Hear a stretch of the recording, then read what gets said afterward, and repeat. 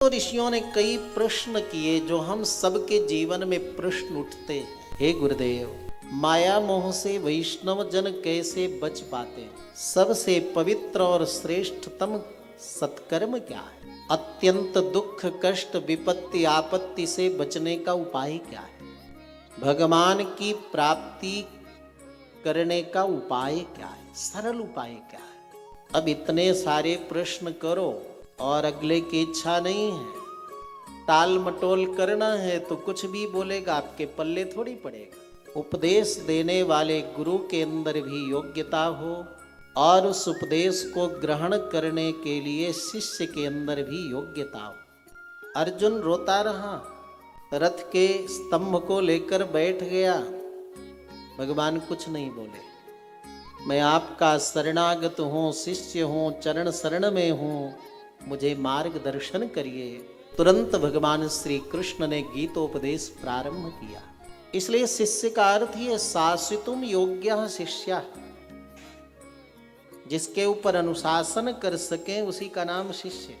आजकल तो लोग शिष्य बन जाते हैं लेकिन गुरु जी के प्रति श्रद्धा कहाँ हो पाती, बल्कि मौका मिले तो कहावत है ना, गुरु गुरुए रह गया और चेला शक्कर बन गया। कहावत है। हृदय से जब तक श्रद्धा न हो तब तक गुरु के द्वारा किया गया उपदेश आपके चित्त में हृदय में ठहरेगा नहीं, आपके काम का नहीं। भगवान गीता में कहते हैं, किसी ज्ञानी महापुरुष से अगर ज्ञान पाना है ना, विनम्रता हो, श्रद्धा हो, समर्पण हो, परीक्षा की दृष्टि से नहीं जिज्ञासा की दृष्टि से प्रश्न हो, सेवा की भावना हो, सेवा की भी भावना हो और सुनने की भी इच्छा हो। आपके अंदर जब अर्हता, योग्यता, पात्रता, विनम्रता हो, तत्वदर्शी ज्ञानी जन तभी सुपात्र शिष्य को देखकर पाकर उपदेश प्रदान करते। इसलिए ऋषियों ने भी सूत जी महाराज से प्रार्थना की, अपनी विनम्रता दिखाई। आप बड़े महान हो गुरुदेव, आप जो कर सकते हैं वो चिंतामणि रत्न और कल्प वृक्ष भी नहीं कर सकता। अपनी विनम्रता गुरु चरणों में श्रद्धा समर्पण कर रहे ऋषि, जिससे हमें सुंदर सटीक सरल उपाय मिल जाए, हमारे प्रश्नों का उत्तर मिल जाए। चिंतामणि नाम का रत्न अगर आपके पास हो तो धरती के सारे सुख एक जगह प्राप्त हो जाए। चिंतामणि रत्न अब तो होता नहीं, 5000 वर्ष पहले रहा होगा, तभी भागवत में लिखा है। चिंतामणि रत्न आपके पास हो और आप केवल मन में सोचें, चिंतन करें कि आपको बढ़िया सूरत का हीरे का हार मिल जाए, उपस्थित हो जाएगा। देवियां कितनी खुश हो गई, देखिए हीरे का नाम सुन।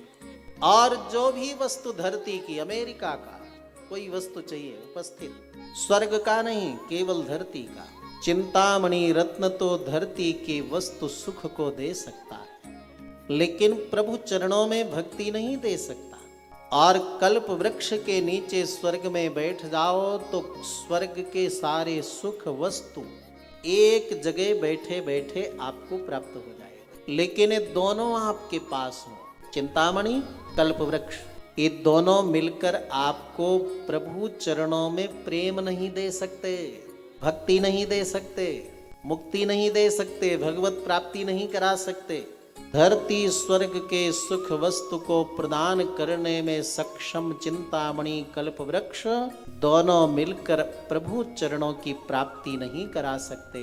परंतु हे सद्गुरुदेव, आप यदि प्रसन्न हो जाएं तो प्रयच्छति गुरुर प्रीतः, प्रीतः माने प्रसन्न सद्गुरुदेव हो जाएं, योगियों के लिए दुर्लभ वैकुंठ प्रदान कर देते हैं। किमुत, संसार की वस्तु में क्या, स्वर्ग संसार की वस्तु ही नहीं, भगवान को भी सद्गुरु प्रसन्न होकर प्रदान कर देते हैं। अब तो गुरु जी बहुत प्रसन्न हो गए और सभी प्रश्नों का उत्तर दिया, सभी प्रश्नों का एक उत्तर दिया। कई रोगों की अगर एक दवा मिल जाए तो लोग वही करेंगे, वही लेंगे। कई गोली खाओगे तो साइड इफेक्ट होगा, और एक गोली खा लो कि शुगर भी ठीक हो जाए, बीपी भी ठीक हो जाए, दर्द बुखार भी ठीक हो जाए, वही गोली चलेगी। एक ही उत्तर सभी प्रश्नों का दिया। काल के मुख में सब लोग बैठे हुए, अगले क्षण का भरोसा नहीं है।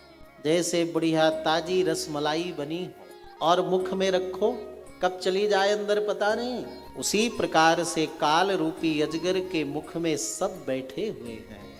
बचने का एक ही उपाय है। सुखदेव जी महाराज ने जो सुंदर पावन भागवत कथा अपने मुख से निर्गत किए हैं, ऐसे रसमयी आनंदमयी भागवत की कथा कोई श्रवण कर ले तो उसको भगवान का दर्शन भी प्राप्त हो जाता है, सारे उसके सत्कर्म हो जाते हैं, आसुरी प्रवृत्तियां दूर हो जाती हैं, क्लेशाक्रांतस्य सारे क्लेश दूर हो जाते हैं और उसका परम मंगल हो जाता है। तो सभी प्रश्नों का उत्तर है श्रीमद् भागवत कथा श्रवण करना।